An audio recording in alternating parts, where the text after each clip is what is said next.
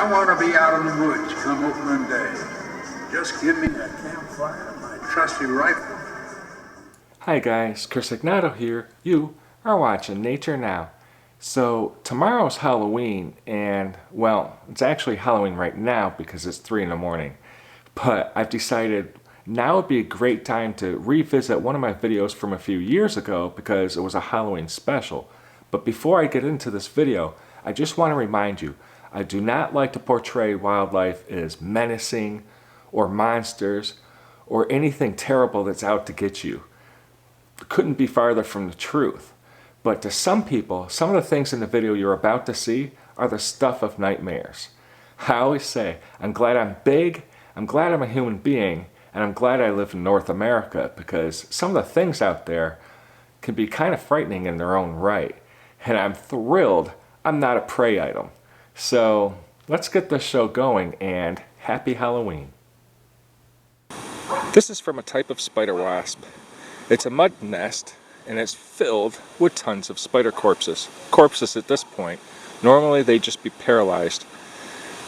The wasp will catch many spiders, sting them and paralyze them, bring them back, and shove them into these chambers and lay a single egg. When that egg hatches, the little grub comes out and begins to feed on the spiders while they're still alive. In the dark, all you feel is your body being consumed, if you feel anything. And there's not a single Halloween complete without some kind of spider or orb weaver being represented. Orb weavers are the kinds of spiders that make those magnificent round webs, kind of like a broken pane of glass. They look beautiful, but they're not intended to. They're used to ensnare prey right from the air. An insect comes flying by, flies right into the web stretches a little bit, further ensnaring it, and is filled with tons of tiny little globules of glue. You can't escape once you're caught by one of these. The spider rushes up, sinks those fangs into you, and starts to digest you alive. I'd like to show you how big this one is, but I can't hold the light and the camera at the same time and show you. But its abdomen and cephalothorax, that's the part where the head is almost a little bit over an inch. So their leg span is 2.5 inches, give or take. It's a big spider. And I'll try to show you some other ones too, okay? Their eyes reflect in the dark. That's how I spot them from a great distance. A lot of spiders are like that, but wolf spiders are really good for that. And those huge things at their face, those are Calicria. The fangs are at the bottom. Those aren't the actual fangs themselves. The fangs are at the bottom, right now inside that bush cricket. So the spider kind of mashes it up a little bit and sucks out the juices. It's like a cricket soup. Big spider. Here we have the true scorpion. I love these guys too. I've kept so many different kinds as pets. Now they're equipped with those powerful pincers, but there's their weapon of choice at the back. That piercing telson. A stinger, kind of like a hypodermic needle filled with venom. Again, used to paralyze and digest their prey. If you get caught by one of these and you're small enough, good luck with that. And this is the formidable water scorpion. I've got a video dedicated to this species all alone. It's an incredible creature and they blend in really well. It just looks like a little blade of grass or something until you see it move or capture a prey. Again, it's got a stabbing mouth part that just pierces its prey, injecting those paralyzing digestive enzymes. So here we have another wolf spider, and this one's a little bit on the larger side. They get the name wolf spider because they basically hunt and chase down their prey, pounce on them, and then pierce them with those deadly fangs, injecting the venom that digests and paralyzes them. Rather nasty business if you're the prey of the wolf spider. Okay, now this is a giant leech, at least for around here. I found this while camping, found it on the ground. It's huge. It's pretty much like something out of Stand By Me. However, I did not find it on my privates, so that's really good. Now these are like vampires. They will pierce you and suck your blood, but they don't suck it dry. And actually, they don't vector any diseases. In fact, they're so useful in the medical field that they still keep them in hospitals for certain types of blood clots and aneurysms, I believe. Here we have a bald-faced hornet. Another monster if you're invertebrate. When they do find you, and if they find you tasty, they'll snip you to pieces with those mandibles into nice tasty little morsels, and then bring you back home for the family. Now, to many people across the world, this is probably the scariest thing out there, responsible for more deaths than just about any other invertebrate, the mosquito. This is the Asian tiger mosquito, and it can vector diseases. They bite millions of people annually, and also give them tons of diseases in different parts of the world. Here in North America, it's not quite the same threat, but it still poses a threat nonetheless.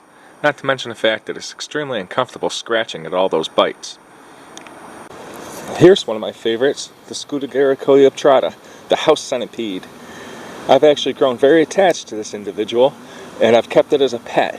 It's a little bigger since I filmed this, but check out how fast they are. It reminds me of aliens. If you're a prey next to one of these, especially a spider, God forbid it sees you or feels you, because you're done.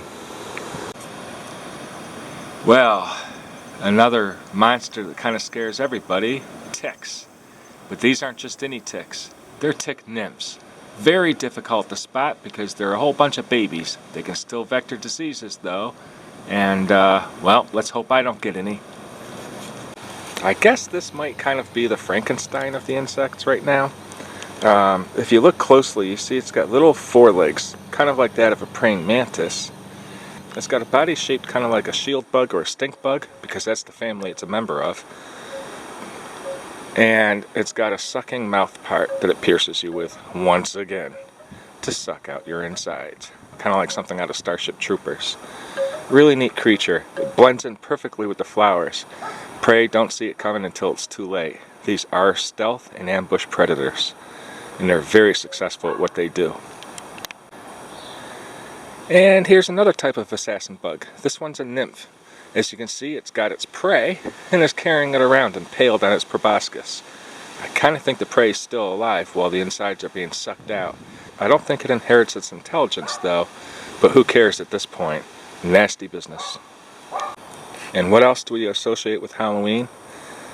All sorts of worms covering corpses and zombies and everything else. Eating them from the inside out, feasting on that gangrenous flesh. That's just gross. Now, we have a lot of earthworms from Europe and Asia, and they're taking over this country like wildfire. In fact, they even change the composition of the soil. They make it much more alkali. Most of our plants are evolved to handle more acidic soils. These worms change those soils, and it makes it hard for our native plants to live in them, and even our salamanders.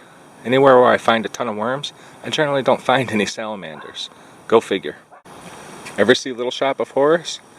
Well, it's not entirely false, is it? There's plenty of plants that are carnivorous too, like these pitcher plants. A prey will come walking up, maybe smell some water or decay in there, take a look over the edge, and slip right down into a digesting soup. It won't be able to get out because there's hairs covered with oil to keep the insect from climbing back out. Another carnivorous plant species found in my area is the sundew.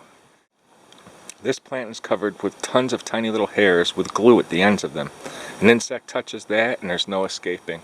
Those glues stick to every part of its body and the plant slowly curls around it, leaving it unable to escape. Then it feeds on it, digesting it very slowly over a long period of time.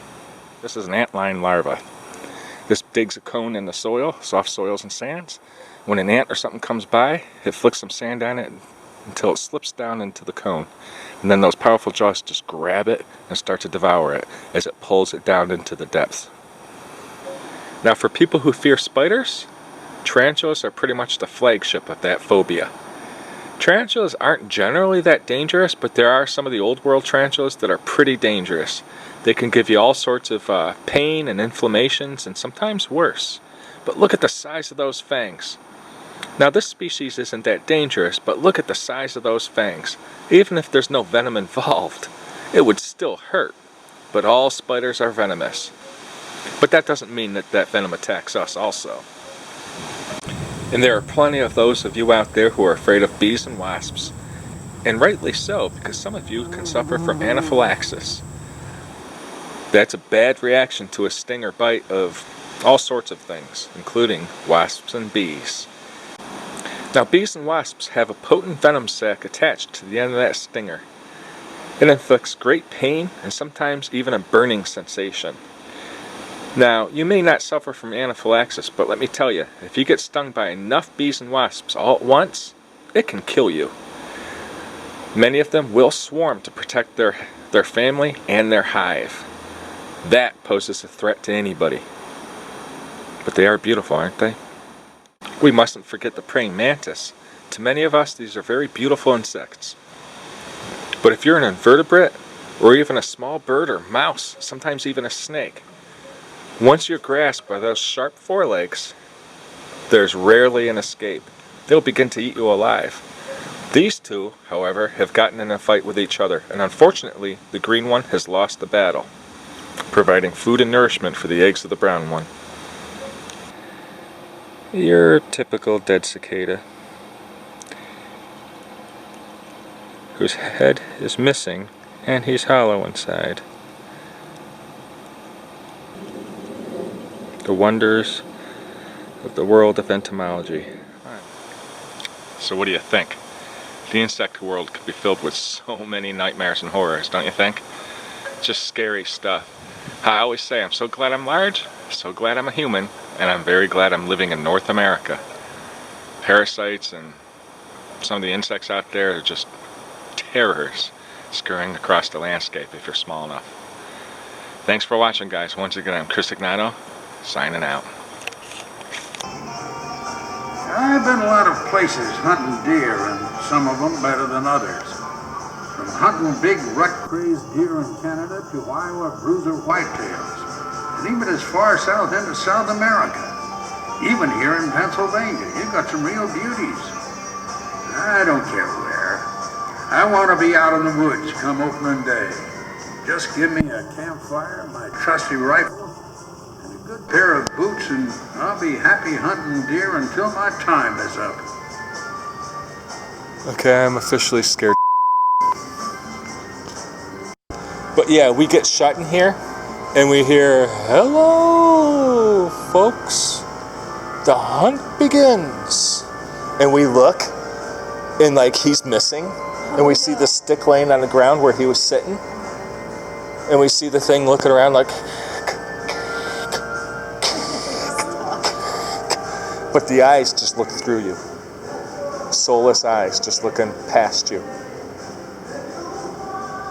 That would scare.